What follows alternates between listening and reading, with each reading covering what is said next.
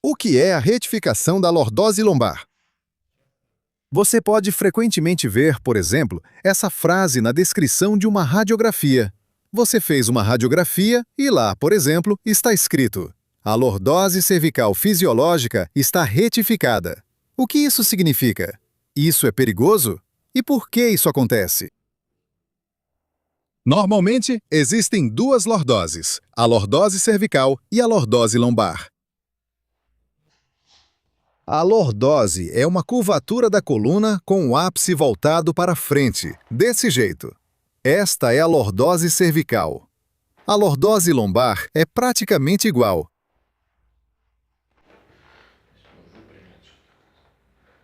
Aqui está a lordose lombar. Aqui está a lordose cervical. E a coluna, normalmente, tem esse formato em S. E entre elas está a cifose torácica.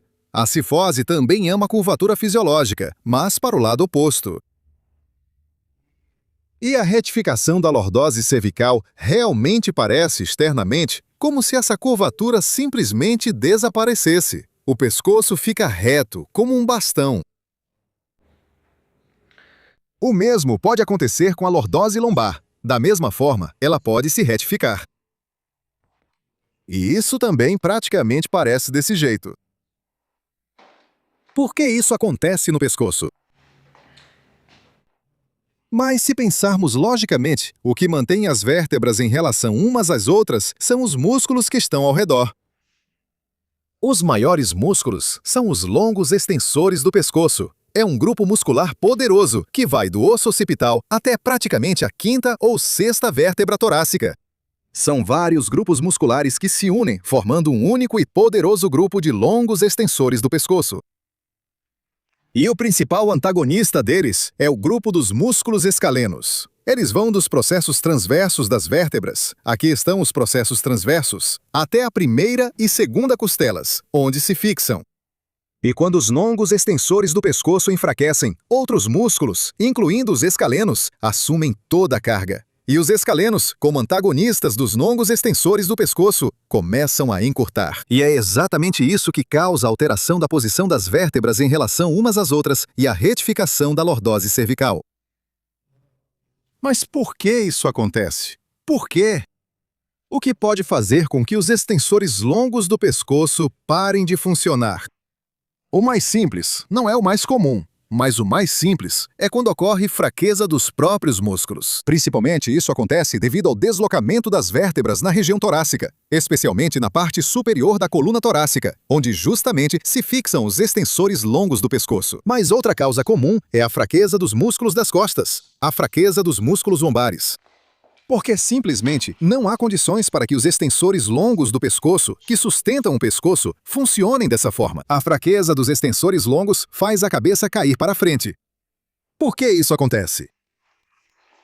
Se normalmente a pessoa deve sentar dessa forma, ela deve ser sustentada pelos músculos das costas, ou seja, os extensores das costas, os dorsais e os músculos romboides.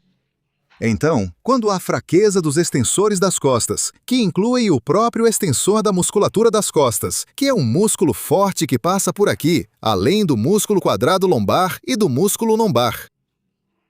Quando esses músculos estão fracos, acontece isso aqui, ou seja, a lombar simplesmente cede para trás. A pessoa não consegue, ao sentar, manter a lombar. Ela cai para trás desse jeito. Ele senta assim por conforto, já que não consegue sustentar as costas. E claro, nessas condições, os extensores do pescoço simplesmente não conseguem funcionar. Se conseguem funcionar aqui, há condições para esses músculos trabalharem, mesmo com fraqueza lombar. Assim, eles não conseguem ser ativados. Por isso, os extensores curtos do pescoço precisam ser ativados. Ou seja, a cabeça já vai ser sustentada por esses músculos curtos aqui, e não pelos longos. E é isso que explica, por exemplo, quando a pessoa sente dor no pescoço e pode se tratar, mas sem sucesso. Isso acontece quando tratam apenas o pescoço, só o pescoço dói, e focam apenas no tratamento dos músculos do pescoço entre as vértebras. Eles alinham as vértebras, mas não restauram os músculos lombares, que são a origem do problema. Por que pode haver fraqueza nos extensores das costas? Primeiramente, pela mudança da posição da pelve. Quando a pelve se desloca para frente dessa forma, o que acontece devido à fraqueza dos glúteos máximos? Isso é muito comum. Isso, por sua vez, causa um mau funcionamento dos extensores, porque o local de fixação deles muda quando a pelve altera sua posição. E assim, para tratar com sucesso a dor no pescoço, para restaurar a curvatura normal do pescoço, é necessário tratar não só o pescoço, e verificar se existe alguma relação, se algum desequilíbrio no pescoço está relacionado com a disfunção dos músculos lombares. Qual é o perigo da lordose em si? Ou melhor, da ausência de lordose? O perigo é que é daí que tudo começa. Ou seja, quando a posição das vértebras em relação umas às outras muda, surge a instabilidade delas. As vértebras deixam de ser sustentadas pelos músculos. O ângulo e os ângulos de movimento entre as próprias vértebras mudam.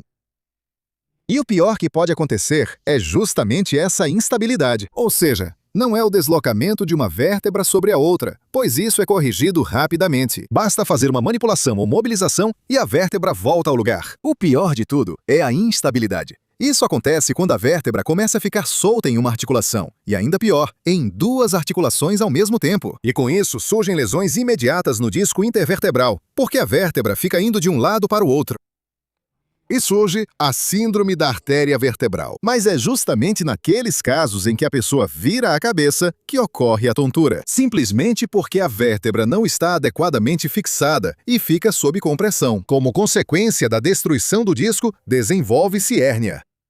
Ou seja, é exatamente por isso que o desaparecimento da lordose é perigoso. Porque a carga na coluna já não é distribuída de forma uniforme entre todos os discos, como normalmente deveria ser, mas se desloca mais para o quinto, sexto e sétimo.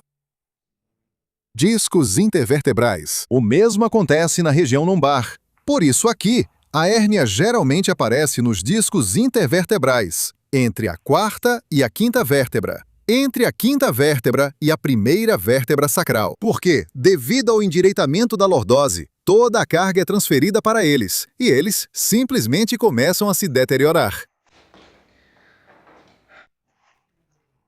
Dessa forma, ao tratar o pescoço, sempre é necessário verificar se não há outros distúrbios, para que o tratamento seja mais bem-sucedido e eficaz.